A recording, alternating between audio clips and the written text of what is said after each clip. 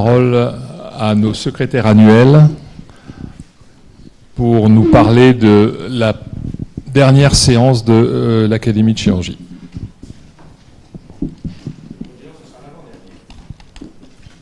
Vous avez raison, l'avant-dernière. Alors avant que ne débute la séance thématique, Xavier Martin a fait le compte-rendu de la réunion qui avait eu lieu le 27 mars entre les représentants de l'Académie de chirurgie et le projet SAMSEI concernant la labellisation des écoles de chirurgie. Il y a eu une discussion auquel ont participé messieurs Chapuis, Mention, Gambach et François Richard.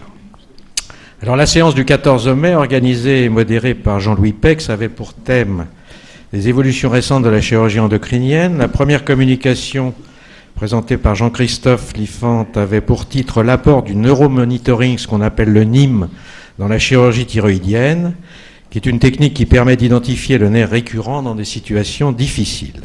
Il y a eu un commentaire de Philippe Chaffanchon et une discussion auquel a participé M. Barbier, Bonichon et Richard.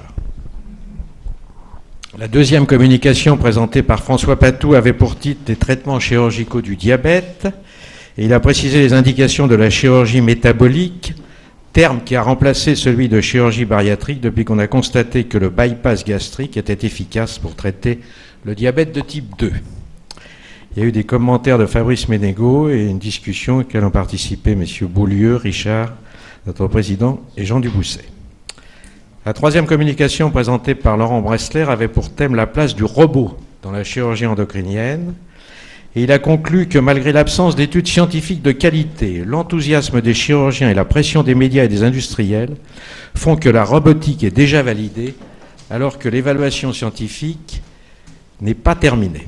Il y a eu un commentaire d'Éric Miraillet et ont participé à la discussion messieurs Chapuis, Richard, Dubois, Pex et Bonichon. Enfin, la dernière communication présentée par Frédéric Sebag avait pour titre la place de l'imagerie anatomique et fonctionnelle dans le diagnostic préopératoire des tumeurs surrénaliennes. Il a détaillé les différentes techniques radiologiques et leur intérêt respectif, notant que le scanner est le premier et unique examen dans 70% des cas. Il y a eu un commentaire de Jean-Louis Peck sur l'importance de l'imagerie fonctionnelle pour le diagnostic des tumeurs surrénaliennes. En effet, la ponction biopsie est peu fiable. Monsieur le Président, j'ai terminé. Merci Philippe. Avez-vous des questions ou des commentaires concernant ce compte-rendu? Si ce n'est pas le cas, je considère qu'il est adopté à l'unanimité. Merci beaucoup.